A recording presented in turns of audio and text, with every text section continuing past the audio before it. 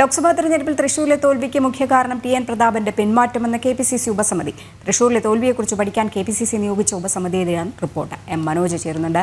Manoj, T N Prathapan മത്സരത്തിലില്ലെന്ന് നേരത്തെ പ്രഖ്യാപിച്ചത് തോൽവിക്ക് കാരണമായി എന്നാണ് ഇപ്പോൾ KPCC ഉപസമിതിയുടെ റിപ്പോർട്ടിൽ പറയുന്നതുകൂടി. ഇനി ഈ റിപ്പോർട്ട് എങ്ങനെയായിരിക്കും കോൺഗ്രസ് അംഗീകരിക്കുന്നത്? ഇതിലെ മറ്റൊരു കാര്യം, തൃശൂർ പൂരം കലക്കിയാണ് സുരേഷ് ഗോപി വിജയിച്ചത് എന്നുള്ള VD സതീശന്റെ പ്രസ്താവനയ്ക്കുള്ള മറുപടി കൂടിയാണ് ഈ ഒരു KPCC ഉപസമിതിയുടെ റിപ്പോർട്ട്. ഇതിൽ തന്നെ പൂരമല്ല ഇതിലെ പ്രധാന വിഷയം എന്നുള്ള കാര്യമാണ് കോൺഗ്രസ് ഈ റിപ്പോർട്ടിലൂടെ വ്യക്തമാക്കുന്നത്. ഇതിൽ തന്നെ തൃശൂരിലെ തോൽവിയെക്കുറിച്ച് പഠിക്കുവാൻ വേണ്ടിയിട്ടാണ് KPCC ഈ ഉപസമിതിയെ നിയോഗിച്ചത്.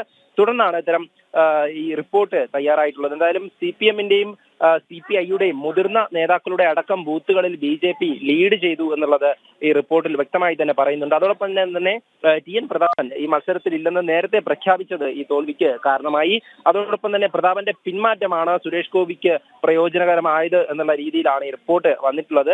ഇതിൽ മറ്റൊരു പ്രധാനപ്പെട്ട കാര്യം, ജീവകാരുണ്യ പ്രവർത്തനങ്ങളിലൂടെ സുരേഷ് ഗോപി ജനങ്ങളുടെ ഇടയിൽ അവരുടെ മനസ്സിലിടം പിടിച്ചെന്നും ഈ റിപ്പോർട്ടിൽ പറയുന്നുണ്ട്.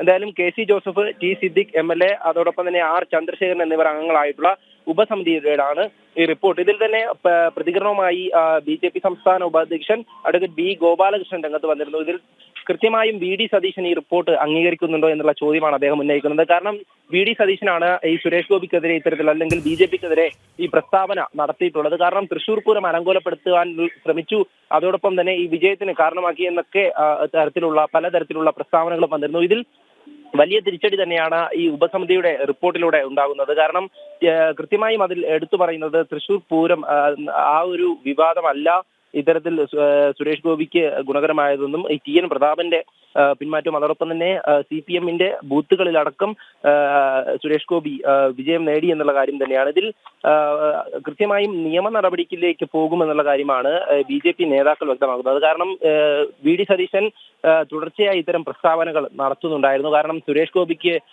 ഈ അന്തർധാര സജീവമായിരുന്നുവെന്നും അതോടൊപ്പം തന്നെ BJPയും CPM ഒക്കെ ഒത്തുകളിക്കുമെന്നും ഒക്കെ ഉള്ള പരാമർശങ്ങൾ നടത്തിയിരുന്നു. ശരി മനോജ്, എന്തായാലും തൃശൂർ പൂരം കലക്കിയാണ് BJP ജയിച്ചത്, സുരേഷ് ഗോപി ജയിച്ചത് എന്ന് പറഞ്ഞ VD സതീശൻ അടക്കം ഈ ഉപസമിതി റിപ്പോർട്ടിൽ മറുപടി പറയേണ്ടിയിരിക്കുന്നു.